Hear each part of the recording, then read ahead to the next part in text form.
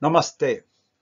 I'm Dr. Sriram Sonty from Chicago, Chairman Gandhi 150 US Commemorative Stamp Initiative, Vice President Gandhi Memorial Chicago. Today I want to discuss the reverence about Gandhi from Martin Luther King and the inspiration he received from Gandhi's life and his Satyagraha movement of peace through nonviolence. I titled this Gandhi King Bridge. Mohandas Gandhi and Martin Luther King Jr. both are colored people, and Mohandas was brown and Martin Luther King was black. Both have experienced institutional racism. Mahatma Gandhi or Mohandas at the Pietermaritzburg railway station in South Africa on a Wednesday, June 7, 1893 at 9 p.m. when he was evicted from the first-class compartment when he was going from Durban to Pretoria, and at the station he was thrown out because he was a colored person, and white people and the apartheid was imposed on him and was thrown out. That incident changed the course of the world history, and Gandhi, on that very first day, during his thought process, decided to resist and remove the institutional racism from our Mother Earth. Gandhi has said, "Nonviolence is the summit of bravery." This is the movement, also called Satyagraha, started in South Africa after the June 7, 1893 incident.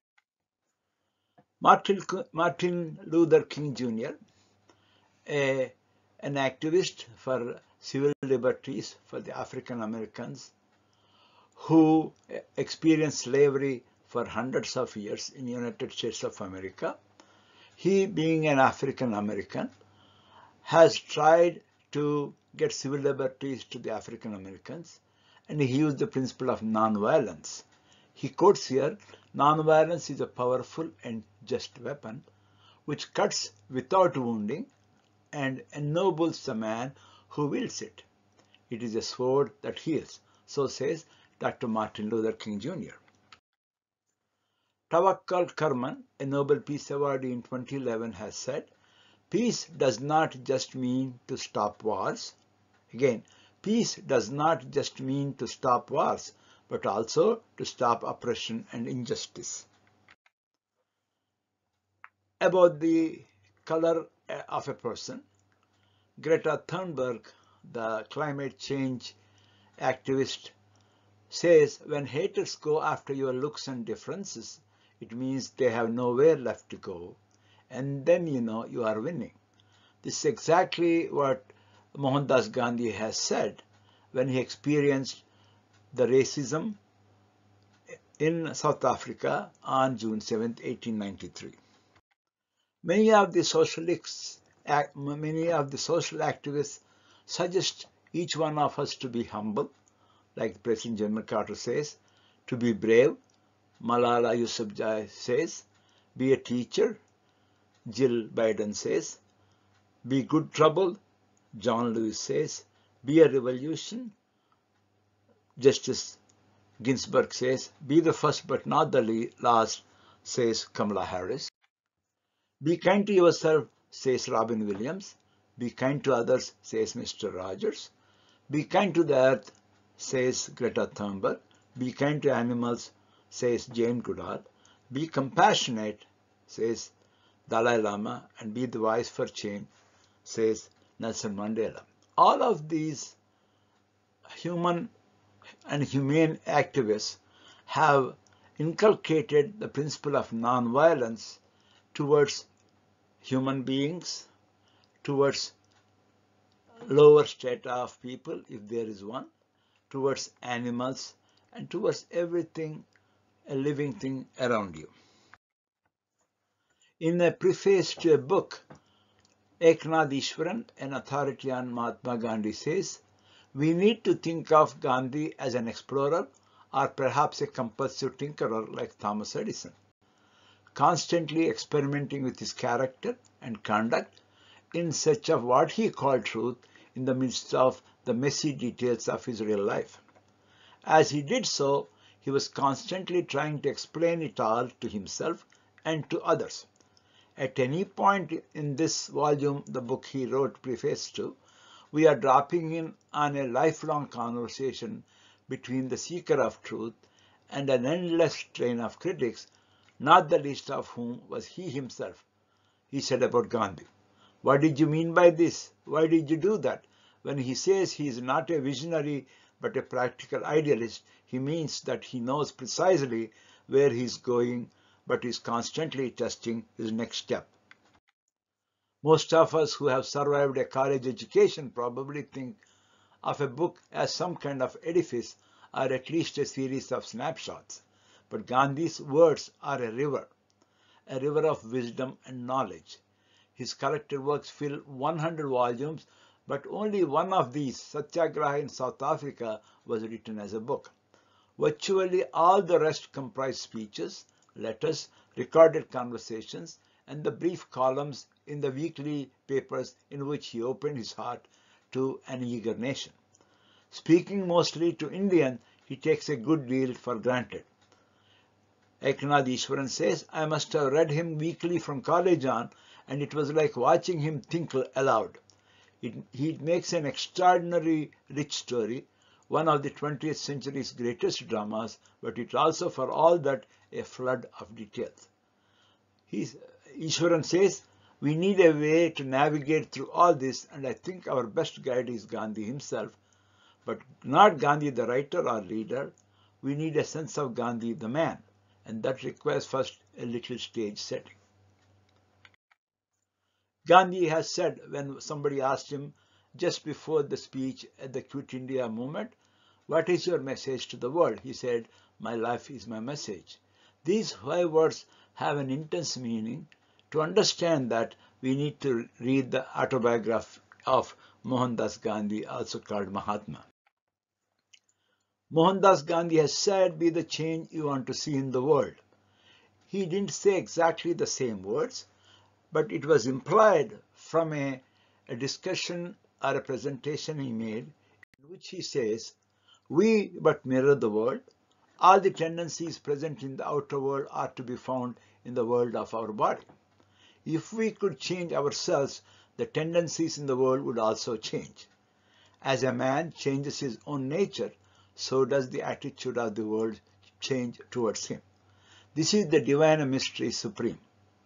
A wonderful thing it is, and the source of our happiness. We need not wait to see what others do," says Mahatma Gandhi. This has been compressed into a small message as "Be the change you want to see in the world."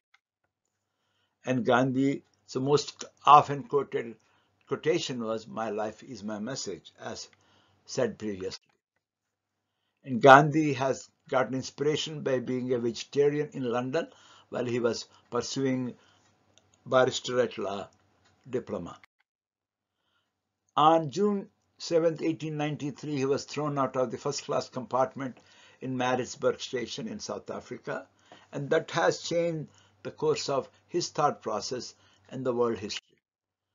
This is a picture from the same incident, and South Africa has honored him with a stamp. This is a still from a movie, Gandhi, where Ben Kingsley played the role of Mahatma Gandhi, showing the still on the Maritzburg train station. This is from a historical book in South Africa, where it shows the same incident as shown by the Natal government, discrimination against colored people and on this train. Mahatma Gandhi has attracted many crowds in thousands and thousands who would like to listen to his speeches in India and other places. Martin Luther King Jr. What is his inspiration he got from Gandhi? Martin Luther says, one day he had a lecture by a teacher who had just come back from India. The people there had been ruled by England for many, many years, but in 1947 they were able to form a government of their own because of a man named Mahatma Gandhi. This is how I was introduced to Mahatma Gandhi. Gandhi had led this successful revolution of his people without firing a shot. For he, too, like Thoreau, believed in not obeying unjust laws and being willing to go to jail. But he also believed in one more thing. Gandhi believed that no matter what you did to protest wrong, whether it was a strike or a boycott or a march or a demonstration, you must never use violence. Again, never use violence. He called this non-violent resistance or love force, also termed as satyagraha. I want to touch your hearts, Gandhi said to his enemies, only then will you change. Non-violence, a revolution based on love and not hate. These ideas stirred Martin Luther King's mind. Here is Martin Luther King reading a book called the Gandhi Reader. As he read into the depths of the philosophy of Gandhi, Martin Luther King wrote in his first book called Stride Toward Freedom, my skepticism concerning the power of love gradually diminished, and I came to see for the first time its potency in the area of social reform. Prior to reading Gandhi, I had about concluded that the ethics of Jesus were only effective in individual relationships. The turn the other cheek and the love your enemies philosophies were only valid, he felt, when individuals were in conflict with other individuals. But when racial groups and nations were in conflict, a more realistic approach seemed necessary. But after reading Gandhi, I saw how utterly mistaken he was. Gandhi was probably the first person in the history to lift the love ethic of Jesus above mere interaction between individuals to a powerful and effective social force on a large scale. For Gandhi, love was a potent instrument for social and collective transformation. It was in this Gandhian emphasis on love and nonviolence that King said he discovered the method for social reform that he had been seeking. He came to feel that this was the only morally and practically sound method open to oppressed people in their struggle for freedom. He says, further, he had come to see that the Christian doctrine of love operating through the Gandhian method of nonviolence was one of the most potent weapons available to the African Americans in the struggle for freedom. Christ furnished the spirit and the motivation, while Gandhi furnished the method. Again, Christ furnished the spirit and motivation, while Gandhi furnished the method. Here, Martin Luther King Jr. is with Rosa Parks, both of whom experienced racial discrimination and social injustice. Martin Luther King writes in his own writing, love is the greatest force in the universe. It is the heartbeat of the moral cosmos, and he who loves is a participant in the being of God. And according to him, love is the heartbeat of the moral cosmos. Here, Martin Luther King III says, his father always lived under constant threat. On a Monday, memory takes place in 1960. He was standing next to his father, Martin Luther King Jr., as he removes a burned cross from their front yard. This is part of the fabric of his childhood. For those who are not aware, the burning of a cross is one of the most potent hate symbols in the United States, used by the Ku Klux Klan, the white supremacist group, and the other hate groups since the early 1900s to intimidate and terrorize the black community, especially as well as other minority communities. Here is the picture of Martin Luther King Jr. removing the cross in his front yard, while Martin Luther King III is watching. Here is Martin Luther King Jr. at the 1 Million March, where he gave the I Have a Dream speech. In this speech also, like Mahatma Gandhi in Johannesburg in the first speech at the Empire Theatre for 3,000 people, Mahatma Gandhi was elected because he was hesitating to speak by one person saying that Mahatma Gandhi is going to show how to neutralize the unjust laws in the name of God, a method which was introduced on that day called Satyagraha. Here also in his 1 million march, I Have a Dream speech, Martin Luther King was hesitating to speak, but one of his colleagues has said, "Where is your dream speech?" So then Martin Luther King Jr. started to speak, "I have a dream." And the dream was realized in years to follow. Here is Martin Luther King Jr. eating with his wife Coretta Scott King and his children. As you can see on the wall, Mahatma Gandhi's picture hanging on the top. Here are some of the early black or African American women facing discrimination in the early years in United States of America. The introduction of Gandhi Satyagraha happened to America in 1929. Charles Freer Andrews and George Washington Carver introduced that concept. While lecturing on Satyagraha at Tuskegee in 1929, one of the Gandhiji's closest friends, Charles Andrews, befriended Carver. He quickly realized that Carver and Gandhi were similar in important ways. The Mahatma and the scientists were both committed to helping the poorest members of their societies. Gandhi struggled to find teachers willing to travel through India's villages for little pay to help farmers learn simple strategies for improving their lives, and was very interested in Carver's discoveries.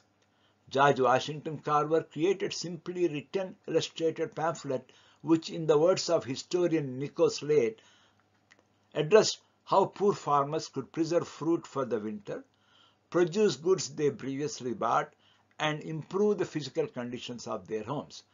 Carver would send these educational pamphlets to Gandhi, who put them to good use. Howard Thurman. In 1935, black American leaders would finally make direct contact with Gandhi. Howard Thurman, one of the country's greatest philosophers of religion and a professor at Howard University, led a group of 3 other black Americans on a mission to India. The opportunity for the trip arose when a group of Christian students in India invited Thurman to lead a 6-month speaking tour on Christianity at Indian universities. Thinking that this might be an opportunity to make direct contact with Gandhi, the philosopher, Thurman accepted the offer.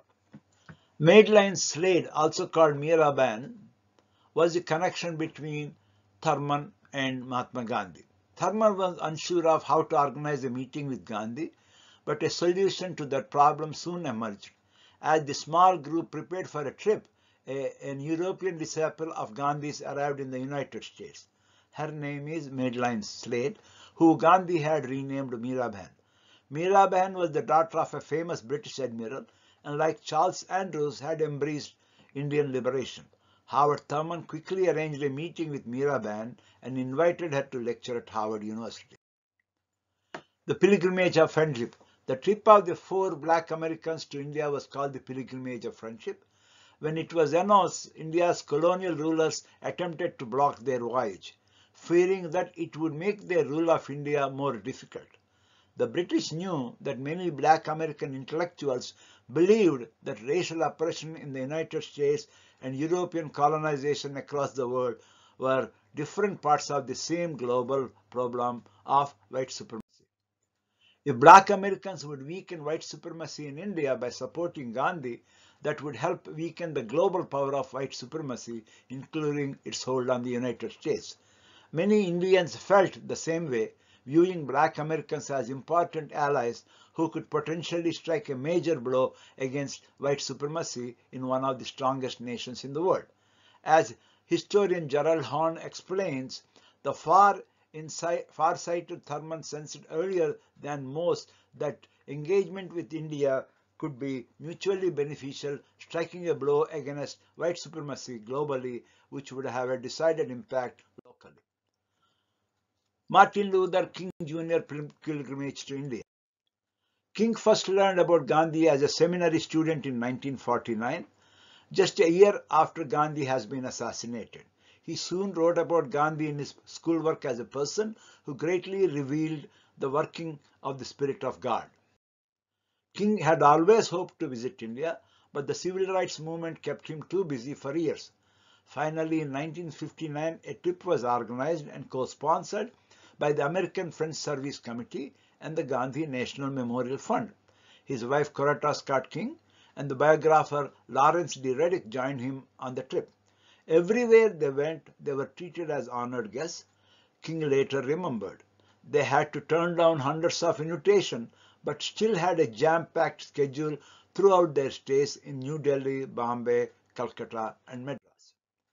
More than 60 years ago, on February 3, 1959, Martin Luther King Jr. embarked on a 5-week-long journey to India. Accompanied by his wife Coretta Scott King, his friend Dr. Lawrence Dunbar Reddick, King toured the homeland of Mohandas Karamchand Gandhi, the leader of India's independence movement.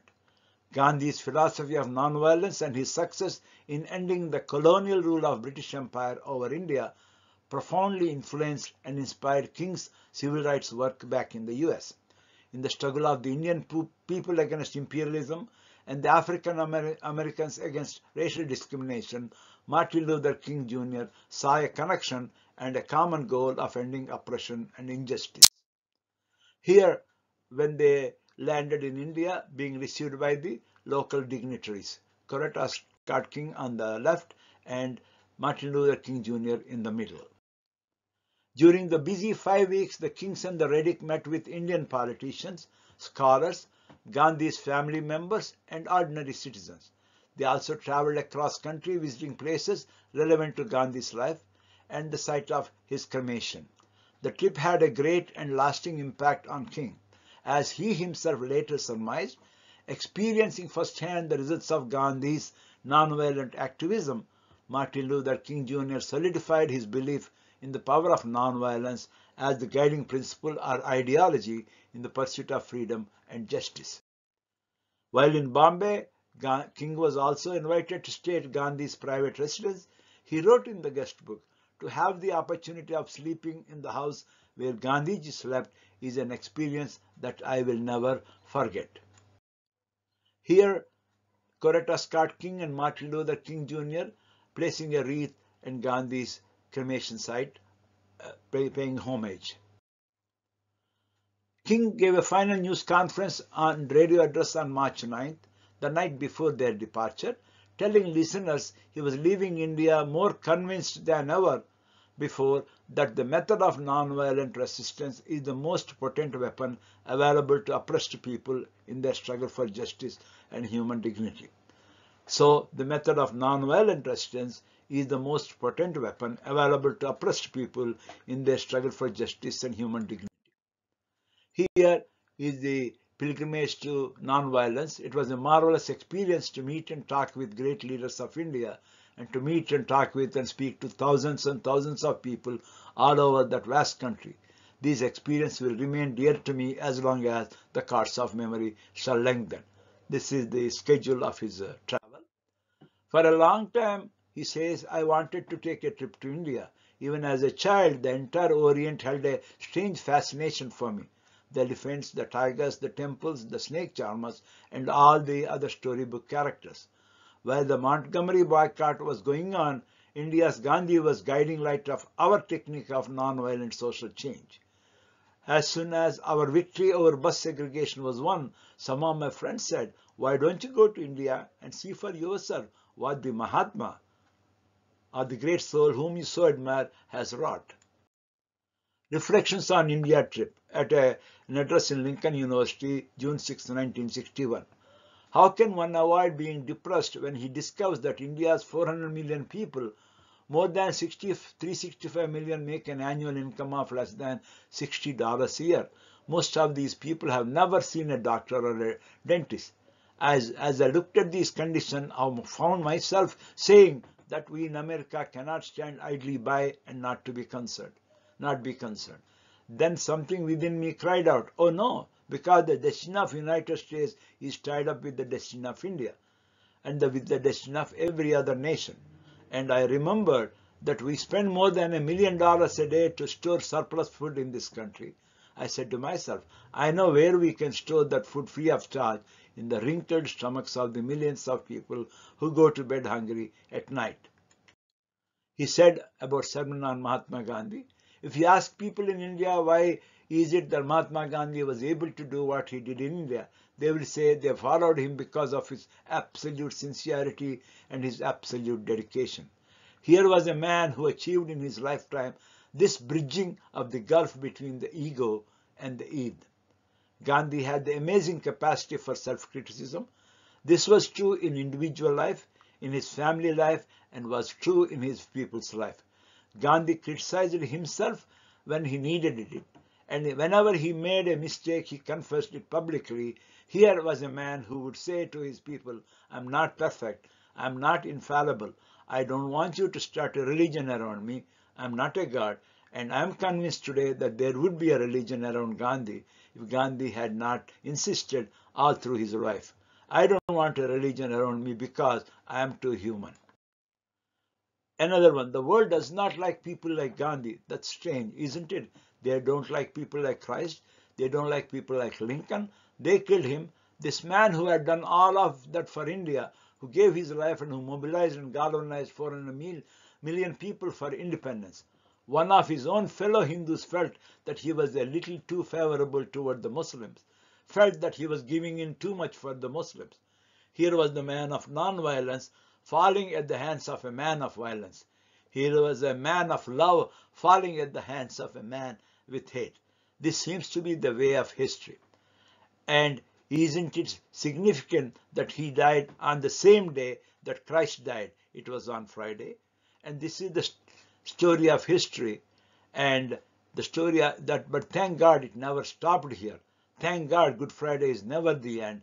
The man who shot Gandhi only shot him into the hearts of humanity, just as when Abraham Lincoln was shot, mark you, for the same reason that Mahatma Gandhi was shot, that is, an attempt to heal the wounds of the divided nation. Where Abraham Lincoln was shot, Secretary Stanton stood by and said, now he belongs to the ages. The same could be said about Mahatma Gandhi now. He belongs to the ages. He says, I left India more convinced than ever before that non-violent resistance was the most potent weapon available to oppressed people in their struggle for freedom. He also says, the trip had a great impact upon me personally. It was wonderful to be in Gandhi's land, to talk with his son, his grandsons, his cousin, and other relatives. This is Gandhi's book and the autobiography of Martin Luther King Jr., edited by Professor Claiborne Carson. Nelson Mandela and Martin Luther King Jr., both black personalities, received Nobel Peace Prize. Cesar Chavez and Lech Walesa, Hispanic and non-Hispanic whites, received Nobel Peace Prize. Spiritual leaders Desmond Tutu and Dalai Lama received Nobel Peace Prize. White President Carter and black President Obama received the Nobel Peace Prize. But Gandhi was refused Peace Prize in early 1900s because of his color. And here he was on the cover of Time magazine after his Dandi March. Here he was on the cover as Man of the Year in the 1930s. And in 1947, 2 months before India's independence. Here Martin Luther King adorning the Time magazine cover, and these are when he was on the cover when he received the Nobel Peace Prize. Gandhi always said he stayed away from politics, but it's only because politics encircles us today like the coil of a snake from which one cannot get out, no matter how much one tries. I wish therefore to wrestle with the snake. Here Gandhi in the Time magazine, Man of the Century, where he was a runner-up to Albert Einstein. Gandhi always believed that an eye for an eye will only make the whole world blind. And he always believed you be the change you want to see in the world. And as King said, his love for love has come from Jesus Christ, and that philosophy of Jesus Christ, The Christian doctrine of love operating through Gandhian method of non-violence was one of the most potent weapons available to African Americans in the struggle for freedom. Christ furnished the spirit and the motivation, while Gandhi furnished the method. Here is Gandhi in the Time magazine. These people have adopted his philosophy of non-violence. Dalai Lama in the liberation of Tibet, Lech Walesa in the liberation of Poland, Rosa Parks and Martin Luther King Jr. against the institutional racism to African Americans, Cesar Chavez during farming, Larry Kramer for the LGBTQ personalities, Aung San Suu Kyi for Myanmar, and Benigno Aquino Jr. for Philippines, and Desmond Tutu and Nelson Mandela for release of Africans from white apartheid imperialism. And Martin Luther King said Gandhi was probably the first person in history to lift the love ethic of Jesus above mere interaction between individuals to a powerful and effective social force on a large scale. The intellectual and moral satisfaction that I failed to gain from the utilitarianism of Bentham and Mill, the revolutionary methods of Marx and Lenin, the social contract theory of Hobbes, the back-to-nature optimism of Rousseau, and the Superman philosophy of Nietzsche, I found in the nonviolent resistance philosophy of Gandhi. So said Albert Einstein. Gandhi had demonstrated that a powerful human following can be assembled not only through the cunning game of the usual political maneuvers and trickeries, but through the cogent example of a morally superior conduct of life. And President Obama, when he visited India, said, what Dr. Martin Luther King Jr. said then remains true today. The spirit of Gandhi is very much alive in India today, and it remains the great gift to the world. May we always live in the spirit of love and peace among all people and nations. Signed, Barack Obama, 25th January 2015. Bibliography. One is an autobiography or the story of my experiments with truth by Gandhi, 150, Navjeevan Publishing House, 1927. The Autobiography of Dr. Martin Luther King Jr., edited by Claiborne Carson, Warner Books, 1998. I Have a Dream, the story of Martin Luther King Jr. by Margaret Davidson, Scholastic Incorporated, 1986. Time Magazine Man of the Century edition, 1999 December. Pictures from various sources collected over 30 years. Credits. Concept and narration, Dr. Sriram Sonty, MD. Advisor, Dr. Sharadapurna Sonty, PhD. Videography, Yugandhar Nagesh, Swadesh Media. Editing, Yugandhar Nagesh, last 5 talks. Kiranmai Saragadam, first talk. Production, Sonty Renaissance International Foundation, Flossmoor, Illinois, USA. Center for Gandhian Studies, Chicago, USA. Center for Telugu Studies, Chicago, USA. Gandhi 150 US Commemorative Stamp Initiative, Chicago. Gandhi Memorial, Chicago. Thank you one and all. Please watch this and share this video with others.